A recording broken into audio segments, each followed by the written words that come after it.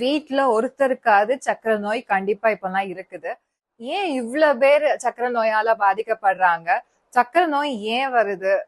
அதுக்கு வராம தடுக்க முடியுமா? அதே மாதிரி நம்மளுக்கு மாத்திரை இல்லாம அதை குணப்படுத்த முடியுமா? அப்படிங்கறதுதான் இந்த வீடியோல பார்க்க போறோம். நெக்ஸ்ட் வீடியோல தான் நம்மளோட சாப்பாட்டு பழக்க வழக்கத்தினால எப்படி நம்மளால சக்கரை நோயை கட்டுக்குள்ள வைக்க முடியும் அப்படிங்கறத பார்க்க போறோம். Welcome to Glam Smile Talk channel. I'm doctor Sathya here.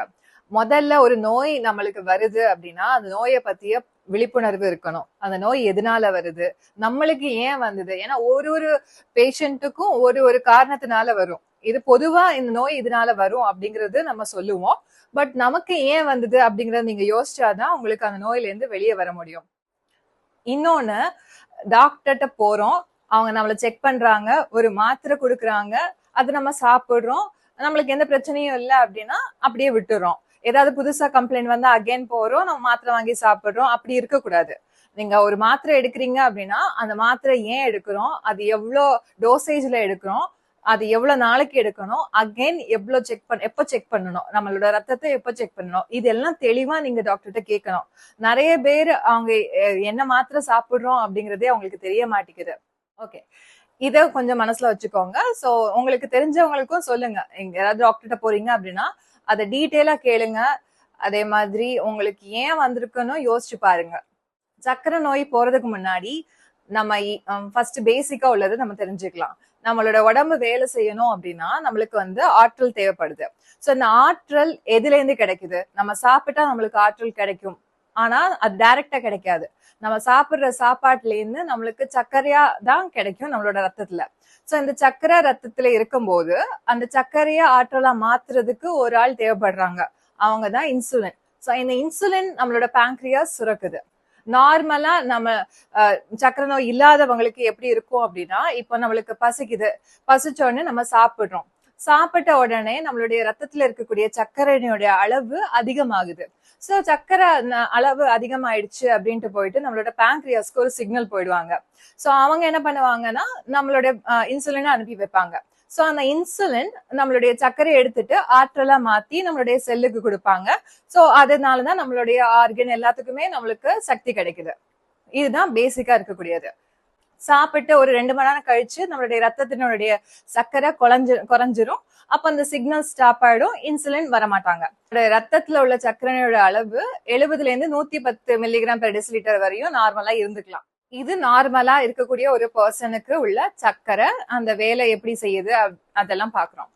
இப்ப சர்க்கரை நோயாளிகளுக்கு சர்க்கரை நோய் எத்தனை வகையா இருக்குது அப்படின்னா, பேசிக்கா பாத்தீங்க அப்படின்னா 2 டைப். ஒண்ணு, நம்மளுக்கு இன்சுலினே சுரக்காது. சோ அப்படி இருக்கிறவங்களுக்கு நம்ம இன்சுலின் கொடுத்தா அது சரியாயிடும். அது எஸ்பெஷலி சின்ன குழந்தையிலேயே அவங்களுக்கு வந்துடும். இது ஒரு ஆட்டோ இம்யூன் கண்டிஷன்னால வரக்கூடியது. நம்ம இப்ப அதை பத்தி பார்க்க போறது இல்ல. இதமா 2வது உள்ளது, இன்சுலின் இருக்கும் ஆனா நம்மளுக்கு வேலை செய்யாது. அததான் பார்க்க போறோம். இதுதான் மோஸ்ட்லி இப்போ ஒரு 30 வயசுல இருந்தே அவங்களுக்கு எல்லாம் அஃபெக்ட் ஆக ஆரம்பிச்சிடுறாங்க. சோ ஏன் இன்சுலின் இருந்தும் நம்மளுக்கு சரியா வேலை செய்ய மாட்டேங்கிறாங்க அப்படின்னு பாத்தீங்க அப்படின்னா, நம்மளுடைய ரத்தத்தினுடைய சர்க்கரை அளவுக்கு அதிகமா ஆயிடும்.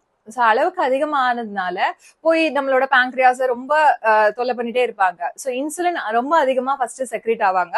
அதுக்கப்புறம் செக்ரேட்டே ஆகாம நம்மளுடைய உடம்பு அதுக்கு ரெசிஸ்டன்ட் ஆக ஆரம்பிச்சிடும். சோ அதுக்கு எதிர்ப்பு தெரிவிக்க ஆரம்பிச்சிடும். அப்ப இன்சுலின் இருந்தாலும் நம்மளுக்கு ஒழுங்கா அந்த சர்க்கரையை எடுத்துட்டு போயிட்டு ஆற்றலா மாத்த முடியாது. அப்படி இருக்கும்போது நம்மளுடைய ரத்தத்தினுடைய சர்க்கரை அளவு அதிகமாயிட்டே இருக்கும். சோ இது அதிகமாகறதுனால என்ன பிரச்சனை ஆகும் அப்படின்னா, போயிட்டு ஒரு ஒரு உறுப்பையா பாதிக்கும். நம்மளுடைய நரம்பு மண்டலம், கண்ணு, பல்லு, இதயம், கிட்னி, இப்படி எல்லா உறுப்பையும் பாதிக்கும். ரொம்ப அளவுக்கு அதிகமாயிடுச்சுன்னா டயபெட்டிக் கோமா கூட வர்றதுக்கு வாய்ப்பு இருக்குது. இதுக்குள்ள அறிகுறி என்ன அப்படின்னு பாத்தீங்க அப்படின்னா, மெயினா ஒரு 3 அதிகமா தெரியக்கூடிய அறிகுறி இருக்கும். அதிகமா உங்களுக்கு தண்ணி தாக எடுக்கும், எவ்வளவு தண்ணி குடிச்சாலும் அடங்கவே அடங்காது. அதிகமா யூரின் போயிட்டே இருக்கும், எஸ்பெஷலி நைட் அதிகமா எந்திக்கிற மாதிரி இருக்கும், நிறைய பசிக்கும். இந்த மாதிரி எல்லாம் இருந்துச்சு அப்படின்னா உங்களுடைய ரத்தத்துல உள்ள சர்க்கரைய நீங்க டெஸ்ட் பண்ணிக்கோங்க. இதெல்லாம் விட முக்கியமானது, சில பேருக்கு பல்லு ஆடி ஆடி விழுந்துட்டே இருக்கும், அவங்க அதை சட்டையே பண்ண மாட்டாங்க. ஏன்னா இருக்கிறதுலயே ரொம்ப கேர்லெஸ்ஸா இருக்கிறது பல்லு விஷயத்துலதான் மக்கள் இருக்கிறாங்க.